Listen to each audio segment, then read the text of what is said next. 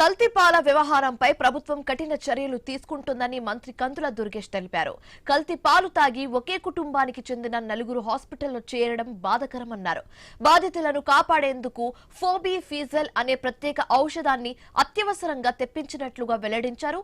కిమ్స్ లో చికిత్స పొందుతున్న బాధితులను దుర్గేష్ పరామర్శించారు. కుటుంబ సభ్యులతో మాట్లాడి వారి వివరాలు అడిగి తెలుసుకున్నారు.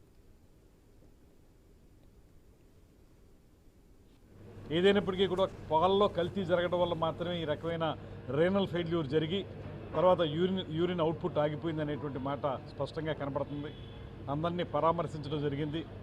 వారి యొక్క బాధ చూస్తుంటే చాలా హృదయ విదారకంగా ఉంది.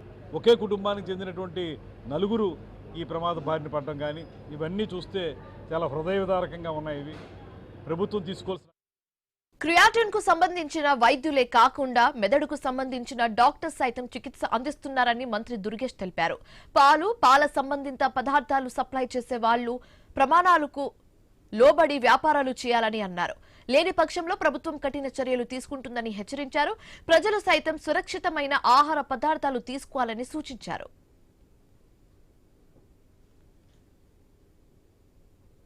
ఒక యూరిన్కి సంబంధించినటువంటి లేకపోతే క్రియేటిన్ ఇబ్బందికి సంబంధించినటువంటి డాక్టర్లు మాత్రమే కాకుండా న్యూరో ఫిజిషియన్ కానీ ఇతరత్ర ఆర్గానిక్ సంబంధించిన డాక్టర్లు కానీ అందరూ కూడా ఇక్కడికి వచ్చారు.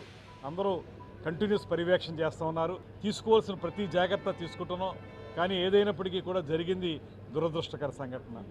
దీనికి ఒకటే మేము కోరుతా ఉన్నాం, పాలు కానీ ఇతర ఆహార పదార్థాలను సప్లై చేసేటువంటి వ్యాపారస్తులు ఎవరైతే ఉన్నారో వారందరూ కూడా ప్రమాణాలకు లోబడి వారి కార్యక్రమాలు చేయాలి. లాభాపేక్ష మాత్రమే కాకుండా ప్రజల ఆరోగ్యాన్ని కూడా దృష్టిలో పెట్టుకుని పనిచేయాలనేటువంటి మాట చెప్తున్నాం. అదేవిధంగా ప్రజలు కూడా కొన్ని జాగ్రత్తలు, సురక్షితమైనటువంటి ఆహార పదార్థాలను వాడేటువంటి జాగ్రత్తలు తీసుకోవాలి. సురక్షితమైన భవిష్యత్తులో ఇలాంటి ప్రమాదాలు జరగకుండా పాల ఉత్పత్తులకు సంబంధించి ముందుగానే పరీక్షలు నిర్వహించేలా ఒక కేంద్రాన్ని ఏర్పాటు చేసే ఆలోచనలో ఉన్నట్లు కందుల దుర్గేష్ స్పష్టం చేశారు. ఈ విషయాన్ని ముఖ్యమంత్రి దృష్టికి తీసుకెళ్తామని చెప్పారు.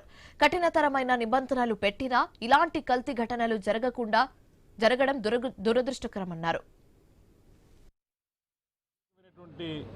కార్యక్రమం చేపట్టాల్సిన అవసరం ఉంది. ఫుడ్ సేఫ్టీ అనేది ఈ మధ్యకాలంలో చాలా విమర్శలకు దారితీస్తున్నటువంటి అంశం. అయితే ప్రభుత్వం ఈ విషయాల్లో చాలా ప్రత్యేకమైనటువంటి చొరవతో పనిచేస్తూ ఉంది. కొన్ని కఠినతరమైనటువంటి నిబంధనలు కూడా పెట్టింది. అయినప్పటికీ కూడా ఈ రకమైనటువంటి అడల్ట్రేషను, పొల్యూషను జరుగుతూ ఉన్నాయి. వీటి మీద మరొకసారి ముఖ్యమంత్రి గారితో మాట్లాడి ఈ కోస్తా జిల్లాల్లో ఏ రకంగా దీన్ని ముందుకు తీసుకెళ్ళడానికి అవకాశం ఉంటుందో చూస్తాం.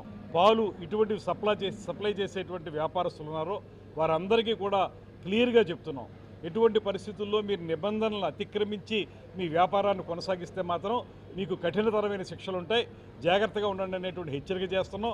అదేవిధంగా ప్రజలు కూడా ఈ విషయంలో శ్రద్ధ వహించి సురక్షితమైన విధానాలను అవలంబించాల్సిందిగా కోరుతున్నాం. దీని మీద